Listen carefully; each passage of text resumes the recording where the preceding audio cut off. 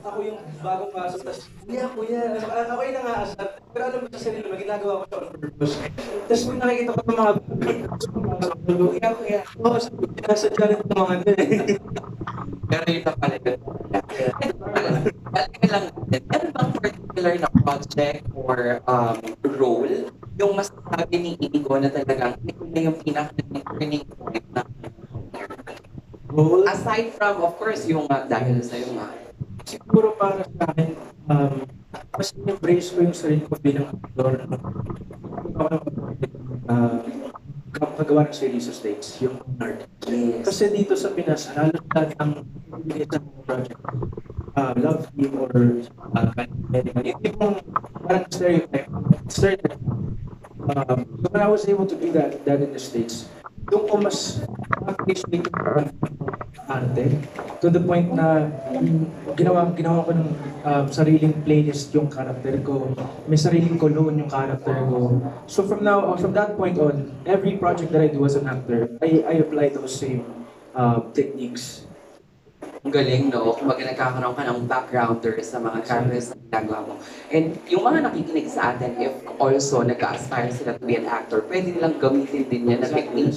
Kasi di ba that's how the theater actors works? Di ba? Na parang iniisip nila ano yung nuances, favorite color, etc. Hindi ko aside sa tatay mo, bukod kay Piolo Pascual, sino sa industriyang ito ang makukonsider mo talaga na biggest supporter mo throughout your career? Na artista. Yes, siguro iba yung nakatrabaho. Marami pero sa akin, top of my head, KZ Tandingan, masasabi kong ever since simula pa lang ako sa music at saka sa pag-artista. Fan na talaga ako natin KZ, pero lagi siyang, kahit na ang tagal namin di magkakita, she will always check on me and say, hey, dinner tayo minsan. Kasi Catch up. minsan ang sarap na niya, parang hindi kayo nakita for a long time, pero merong initiative from your ate na okay, dinner tayo, catch up tayo. Sarap sa pakiramdam na may ganun kayo. Sino pa ba? Eric Santos, also one of them. Kuya Sam Milby. Isa rin siya sa mga talagang naging kuya ko at checks on me every time, from time to time. Perfect. Ito naman, ibigay ko na yung floor para sa ating mga friends from the media. Pero some of them, dito na nasa akin na yung mga questions nila. We'll start with Kate Adahar of Random Republica. Nandito siya actually. Welcome back. Thank you. So my question is, how did your Hollywood stint make an impact on or change you as a person? Pati yung mga people you met din, ano yung mga impact? Siguro para sa akin, mas nabigyan ako ng self-confidence at paano ko i-view yung sarili ko para sa sarili ko. Kasi importante yun kung gusto mong tumagal at saka mag-last dito sa industriya.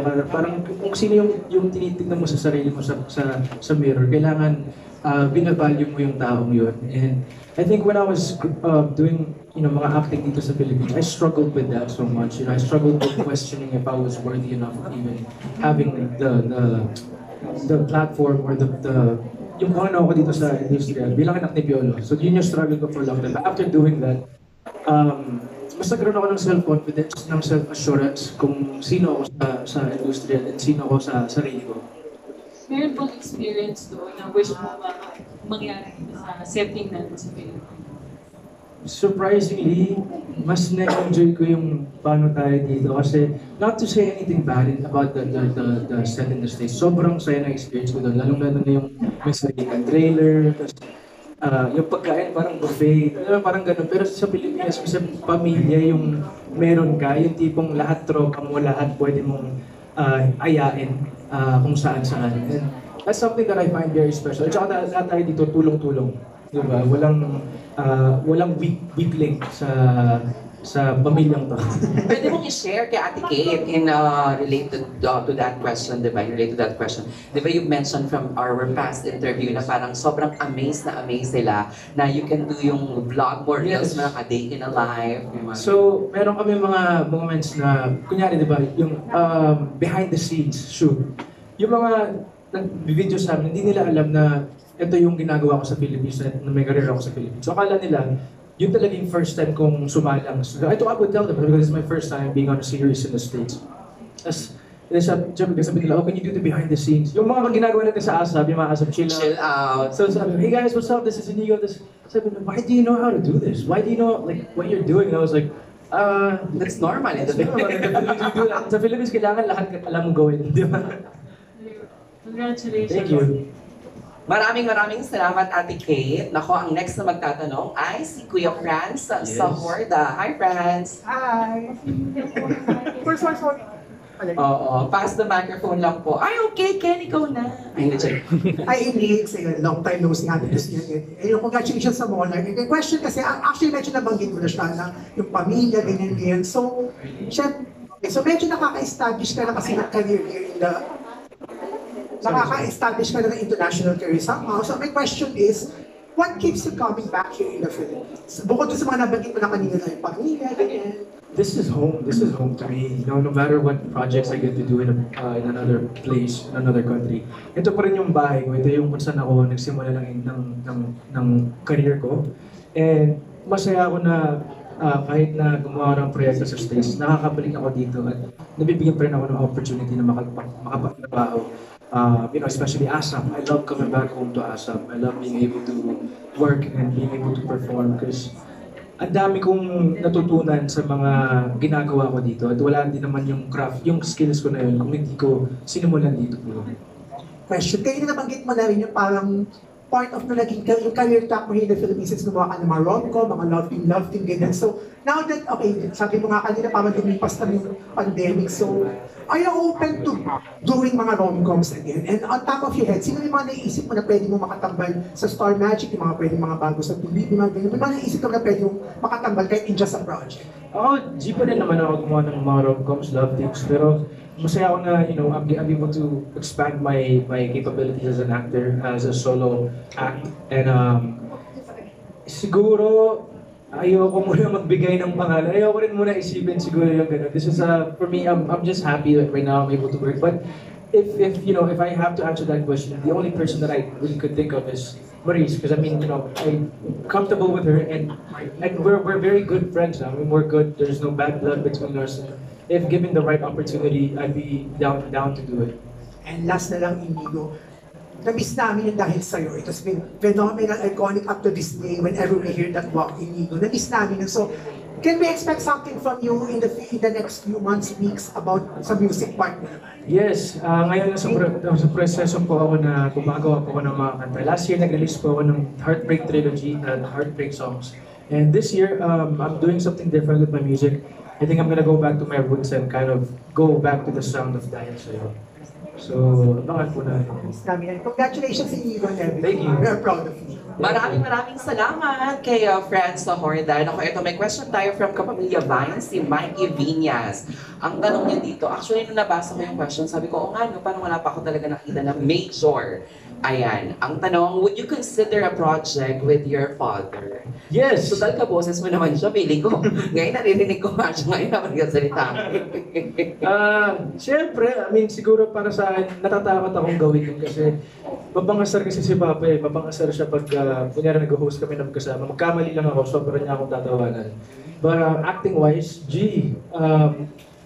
depende. Siguro sa magandang story, magandang project. Parang father and son, tapos isang babae lang yung pinag-aagawan namin. Parang gano'n. Na hindi nyo alam, no? No, hindi namin alam. Pwede. Sino yung girl, if ever? Bukod kay Maris. Uy! Ewan Hindi ko kasi sa'yo. sinagot mo na si Maris eh. Oo, sino if ever? Ewan ko. At least hindi naka-microphone. Hindi ako naka-microphone. Oo. Ha? Ilabas ko to? Hindi dapat siya manggaling, siya yung tinanong eh. Oo, sino daw? Tinatanong nila lahat. Wala po alam. Di ko po alam. Hindi ka siya. Sorry po, hindi ka, sir, Buti na lang hindi tayo nakamay.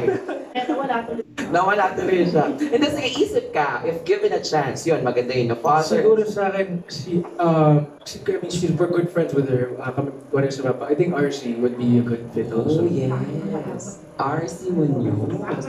Eh, di ba nagkatrabaho na si Papa P tsaka si RC? Yung teleserye nila before? Oo, ayan, nakakatuwa yun. Susunod, may other question pa si Mikey Viñas. After daw ng Fatherland, sunod-sunod na daw ba ang paggawa mo ulit ng pelikula? I'm doing another movie next after this project sa States. I'm not allowed to talk much about it yet, pero tinanong nga ako kanina kung bakit puro movies yung ginagawa ko as of lately. I don't have it planned out. Di ba tayo naman, kung ano man yung dumating sa atin ng opportunity, grab lang natin yun. Laban. So kung mabigyan po ako ng isa pang pelikula dito sa Philippines, game. Walang hihindian. Basta laging maganda yung mga project, di ba? Yes. Last question from me, meron dito si Stanley Fernandez of Certified Kapamilya. Heavy drama daw ang Fatherland. During the course or the shoot, have you ever tried asking your dad about pointers for your scenes? Or nagbigay din ba siya ng advice sa'yo? Kasi nga, segue ko na rin kay Mikey Viñas, dito nakasama mo sina Joel Lamangan, di ba? At yung mga veteran actors. Yes, lagi akong nagtatanong kay Papa, lalo na doon sa mga heavy drama scenes na kailangan ko talagang ibigay ng todo. Nagtatanong ako sa kanya, ano bang dapat kong isipin kung yung personal pain ko ba? Paano ko ba i-relate? Or should I be the character?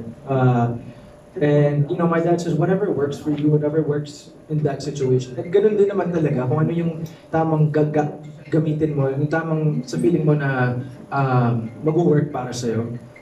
Kasi may mga times na gagamitin ko yung sarili kong hugot or mga sarili kong pain, pero hindi ka pa talaga maiiyak eh. Sometimes wala kang mapaghuhugutan. So, you know, being the character itself and transforming yourself into the character, which is why sa mga maarte dyan, you know, doing the playlist, making the playlist of songs that you think your character will listen to before you even get on set makes such a big difference. Kasi parang na-embody mo na yung karakter mo going sa set pa lang. Tama, kung saan siya tinatamaan, saan siya talaga kinukurot yung puso niya. Sa ano rin, pag sa mga heavy drama scenes, literal, bago ako sumalang sa eksena, kinakikinggan ko. Para katulad ng Dance with My Father again, dun sa Fatherland.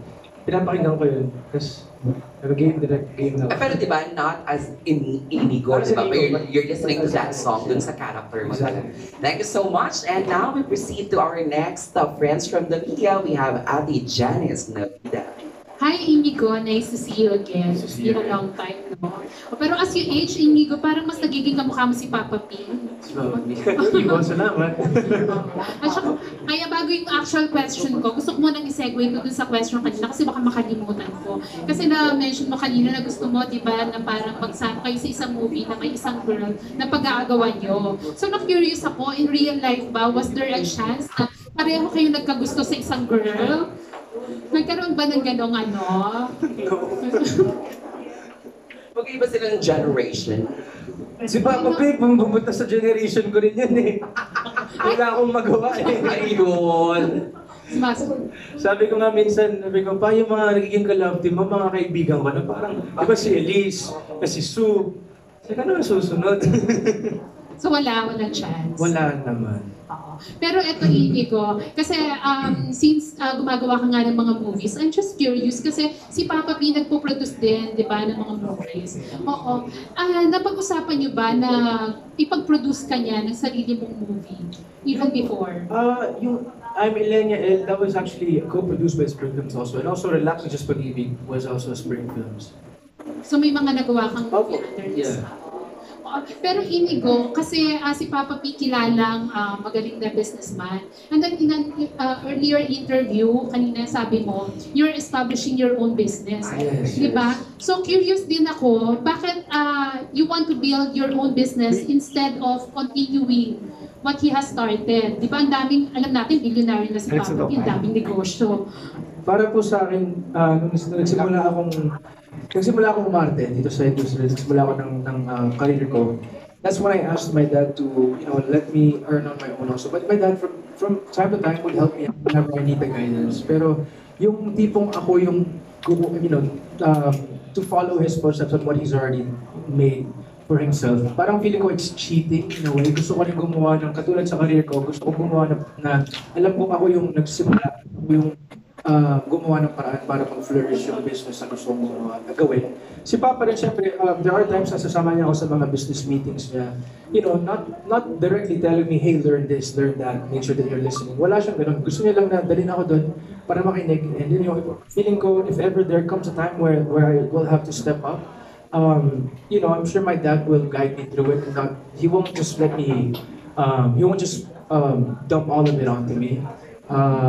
Masarap din sa pakiramdam kasi na yung passion mo, sinusundan mo, hindi lang yung pinilit sa'yo. And that goes for a lot of us, you know, like I mean, I have a lot of friends na walang choice minsan kasi yun yung gustong ng magulang nila para sa kanila. And it's not wrong to do that, don't get me wrong, hindi rin mali na gawin yun. Pero pwede mong gawin yun, pero pwede ka rin gumawa ng para sa sarili mo. And since you're earning your own money na, Inigo, no, when was the last time you asked for your dad's support financially? Na, opa, I don't need your money na. So ako, feeling ko, sa totoo lang, nung bata ako, hindi ako marunong talaga manghingi ng pera. Pero habang tumatanda ako, sabi ko pa, kailangan ko ng tulong mo para something. Para sa akin, you realize those things when you're older, especially coming from my situation where I didn't have a complete family. And so for me, malaki siyang stepping stone para sa akin na nagkaroon ng ganun comfortability towards my dad. Na I can, kasi diba, pag anak ka, dapat you have that kind of comfortability towards your parents. It's a natural thing that I think I had to learn over time. And yeah, I mean, for me, mas feeling kong closer ako sa tatay ko when I'm able to ask, can you buy me this? Can you buy me this? But not in a bad way. Ano nga explain? Gets mo ba dyan? Gets ko na syempre may hiya ka kahit pa paano Yes. to ask for something from your dad kasi Yeah. baka isipin, di ba, dahil piolo siya. Yeah. Pero kasi for me, I never grew up that way. So there's a sense of closeness and comfortability that it gives me when I'm able to finally comfortably ask my dad, can I ask for this thing? Because I was never raised like that from when I was a kid. So I don't know if I make sense with what I'm saying. Oo na. Get naman namin ang bongga, di ba? Tsaka hindi lang ikaw yung gano'n. Maraming ganyan yung nakaka-experience, di ba? Na some of yung kagaya mo sa'yo, they're also asking for something. Pero syempre nahiya rin sila. Di ba? Hinahaya nila. Kung may abot, di thank you. Kung wala, di thank you. Last na lang, Inigo. Your reaction sa nag-viral na photo ng dad mo with a girl, with a feel Chinese girl. Kasi hindi ko pa nga nakikita eh. Kim daw ang Kalabas dito. Reaction lang. Siyempre lahat, di ba, na ang daming nahappy for Papa P. Hindi ko pa nga nakikita. I haven't seen the picture. And for me, ako nga nakikita ko in person pag ganun si Papa, bakit tawa rin naman tatay ko eh. You know, my dad's a human and I feel like he deserves to express himself. Sana tama yung yung mentality ko kasi hindi ko pa nakikita yung picture. Maayos naman ba yung picture? Ano ba nangyayari sa picture? Parang spotted lang. Pero speaking of, pero di ba, pinag-uusapan yan, what's your reaction kung ikaw inaasar ka niya kapag kunyari nagkakamali ka on stage? What's your reaction kapag kunyari gano'n na nakikita yung tatay mo kung basta may babaeng kasama, talagang trending agad? Kasi di ba ang hirap maging Piolo Pascual? Tatawa lang yun si Papa, hindi siya nagpapa-apekto talaga sa mga issues like that. And for me, I haven't seen the photo myself. I'm not aware of it. And para sa akin na reaction ko, tao yung tatay ko. He's human. And kung aasarin ko man siya, feeling ko hindi siya magagalit. Feeling ko tatawa lang siya. Sabi na lang, it just happened. Like, wala ba tayong picture dyan? Basta joke Naku, Huwag na lang pala. I-DM ko na lang sa'yo pag Sige, nakita sige. ko. Actually, hindi ko rin nakita, to be honest. So, Ate Janice, maraming Thank you po, salamat. Susunod, hawak na niya ang mikropono. Ate Rose Garcia. Yeah. Actually, yung tanong ko, parang napaka-opposite na nangyayaring tanongan ngayon. Kasi mula kanina about Piolo ang tanong sa'yo. I just read somewhere na parang you said na as much as possible, you wanna make it na hindi palaging nakadikit yung name ng papa mo sa'yo. Correct me if I'm wrong. And if ever if that's true, bakit saan nanggagaling yun? Kumbaga, nandun ka na din ba sa parang, oo, yeah, I'm the son of Piolo, pero somehow, are you being challenged by the name or somehow may burden din na nakaakibat sa'yo? Para po sa akin, sa mga time moments na tinatanong ako kung ano yung meaning na gusto mong maging kilala ka away from your father's name. Hindi siya masamang bagay, yung intention ko po, hindi po siya na gusto kong ilayo yung sarili ko sa kung sino ako bilang anak ni Diyos. Sabi ko nga po kanina, it's a blessing. Sobrang blessing po sa akin na maging anak ng isang Piolo Pascual. Lagi kong ipagmamalaki yun. At totoo rin po na wala rin naman ako talaga sa posisyon na meron ako kung hindi ginawa sa akin ng tatay. Kung hindi pinave ng tatay ko yung anong meron ako ngayon. He paved the road for me. But when I say that, I want to exist as my own artist as well, as an artist, as a creative, masarap din sa pakiramdam na kilala ka bilang sa mga bagay na nagawa mo at na ibahagi mo. And para sa akin, when I got to audition for my projects in the States, masarap siya sa pakiramdam pero hindi siya hindi siya nasa unang wala siya sa first part nung lahat ng nasa utak ko na finally I did this all by myself. Hindi talaga. Pero masaya ako na nagawa ko yun, hindi dahil sa pangalan ng tatay ko. But for me, it's not something that I wish for na I need to exist outside of being just Piolo. So for me, it's a blessing. And I don't think I've actually recalled myself saying it na ako mismo gusto kong mailayo yung sarili ko sa kung sino tatay ko. For me, I will always be okay to be compared to my dad. Parang malabo naman mangyari. Exactly. And at the same time, in fairness to you, you built your own network or ano rin na on your own na hindi laging because of Papa P. Opo. Proven that. Yeah. And then my next question, curious lang ako. Yeah, how's your love life? I'm okay, I'm good. I reached an age, gaya na sabi ko kanina kay Jai, parang dumadating ako sa age na dati, siguro parang gusto ko lagi nasa labas, gusto ko lagi may kasama, gusto ko lagi may girlfriend. And ngayon parang masaya na ako na nasa bahay lang ako, masaya lang ako na nakakatulog ako. And masaya lang ako na nakakabalik ako dito sa Philippines, dito sa States.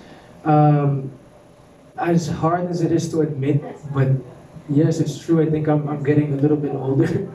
I'm feeling more older and feel like I'm more calm and more laid back. Pipiliin kita ngayon, girlfriend o tulog? Sa ngayon, tulog. So wala talaga. Wala po. Okay, thank you. Maraming salamat, Ate Rose. Bumati tayo sa ating mga viewers, sa ating mga audience sa ating YouTube channel. Si Lay. Sabi ni Lay, Inigo, you're so humble and talented. We are here to support you. Ayan. Yabilay. Maraming salamat kay Lay. Susunod na magtatanong ay mula naman syempre sa Circle of Stars, Ken Quinto. Take it away.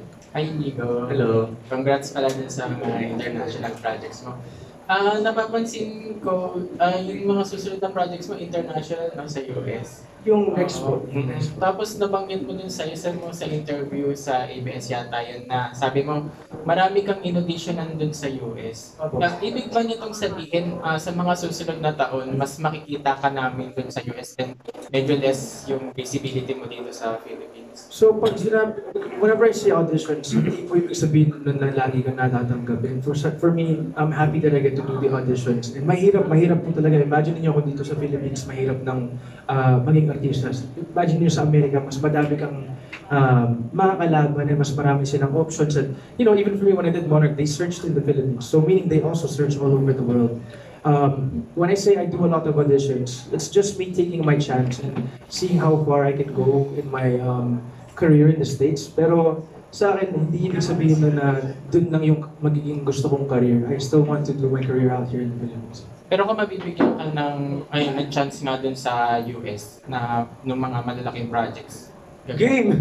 But hindi, syempre, I mean, kung mayroong opportunity, syempre, gusto kong gawin yun. And I said this before, but I also want to encourage all the other actors, mga artista dito sa Pilipinas na, just audition. Kasi ngayon, ang dami nilang hinahanap na Filipinos or ibang lahi sa Amerika. And, I was scared to try out before, but I just tried out, I landed a couple roles, so if there's any actors here in the Philippines, I want to encourage them to try out, to audition as well. pwede mo bang magbigyan na kami ng konting details kung gaano ba kahirap yung pag-audition sa US compare dito sa Philippines? Sample, no? Oo, Sample. Mali, hindi mo Sa sample. Philippines kasi, alam ni Jaya, hindi madalas nag-audition talaga sa Philippines. A lot of times, handpick siya, offer sa'yo. So para sa akin sa States, ang sarap din sa pakiramdam na pag nag-audition ka, napili ka, alam mong nagustuhan ka nila bilang dun sa nakita nila dun sa karakter na pinoportray mo. Hindi lang dahil, ito bagay itong tao, itong taong to dito sa project na to. And for me, yung mga auditions, para na rin siyang self-workshop. Para ka nag-workshop kasi ilang beses mo gagawin yung mga eksena. Self-tape lang siya, ikaw lang gagawa. And you learn a lot about yourself as an actor and as a person. Last question na lang, fun question lang to. May mga nakikita ko sa TikTok. Kasi parang anytime daw, pwede mong hilahin si Papa B tapos asarin mo sa content mo. Ano pa That's true. I mean, pag nag-tour kami, yung Father and Son tour, dun lang, hinihila ko talaga si Papa. Out of nowhere, sabihin ko, TikTok tayo. And makikita niyo naman sa mukha niya, hindi siya masaya, pero ginagawa pa rin niya. Ano ang reaction niya pag after niyang gawin yan? Wala. wala siya magawa. Thank you. Maraming salamat. Meron tumatapos sa isip ko, kasi kaya di ba parang you mentioned na parang now, gusto mong parang balikan yung parang katema, katunog ng dahil sa'yo. Di ba sa generation natin ngayon, sobrang dami ng mga indie artists na talagang pumulusok sila, tumodo sila. Is there a time na naisip mo rin na parang something like ganun yung mga i-produce mo? Di ba meron yung mga Oxyhina, yung mga ganyan ngayon? Actually, ngayon mas gusto ko nga, mas pumupunta ako dun sa sound na banda. Yung mga may banda talaga pag nag-perform kasi halos lahat ng mga music na ginawa ko dati -1 tapos may ano lang dance. Ngayon parang mas nagugustuhan ko yung style na lahat everyone can sing, laid back and kind of like an anthem rather than a dance song. If that makes sense. So gusto ko rin gumawa ng mga ganun. And hopefully I get to collaborate with, like a lot of the new artists, a lot of the indie artists, mga bands dito sa Philippines. Actually, kailangan ko nang may mag-update sa akin sa music dito. I need new music to learn. I need to learn more about the music here in the Philippines. Diba? Kasi sa TikTok lang, ikaw, fan ka rin ng TikTok, parang ang dami mo ring followers doon. Diba, imagine, before when nagsisimula ka, parang it's really hard for you to establish yourself. Kasi ngayon, sa TikTok, parang may mag-trending ka lang na kanta mo, nagiging worldwide hit na talaga siya. Yes, Yes, I mean, now, that's the only way to find out music nowadays. Di ba, TikTok na talaga, kapag nag-trend yung isang kantang ginawa mo, ginawa siya, in-stitch siya, ganyan. Exactly. Ang dali na to promote. Unlike nung dati talaga, kailangan itong marinig at kailangan itong masabayan at ma-LSS ang ating mga listeners. Yun, ganyan. So ngayon, Inigo, di ba, maraming nakakamiss na on TV. Paano yun? Paano ka nagde-decide kapag halimbawa, di ba, kailangan mo bumalik sa States, pero kunyari, merong in-offer sa'yo na magandang project here in the Philippines, like a series. Di ba kasi sa movie, pwede niyong gawin siya in 7 days. Exactly. Pero yung series, kailangan MWF for like 3 months. Paano ka nagde-decide sa mga projects sa pagtanggap? Siguro sa akin, kung ano yung mas ikakabuti sa career. I mean, hindi lang naman ako yung nagde-decide na. Siyempre, parte din yung management. Malaki din yung say nila dun sa mga ginagawa ko proyekto. Hindi lang naman ako yung magde-decide ng ano dapat kong gawin. Pero wala pa naman ako sa sitwasyon or di pa ako nalalagay sa sitwasyon na kailangan kong pumili kung anong kailangan kong gawin. In a way, nagagawan pa rin ng paraan na gagawin ko to, tapos gagawin ko to. So sana naman huwag tayo dumating sa point na mahirapan. Sana. Nang mahirapan ka. What's next for Inigo? Ano pa ang mga aabangan namin sa'yo at ng mga fans mo? I mean, like what I said, I'm doing a movie in the States this year. I'm not sure when that's going to come out, but also new music. I'm going to be working on new music this year. I'm going to go back to my roots, go back to that kind of sound.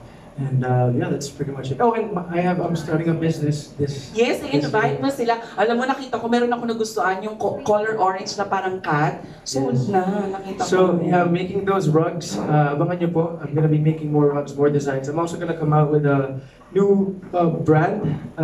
It's gonna be coming out very soon. Self-hygiene, mga hygiene stuff. I'm gonna be coming out with hair products. Pomade. Yes, pomade and stuff, and my hairspray, and marami pang iba. So, abangan nyo po yan.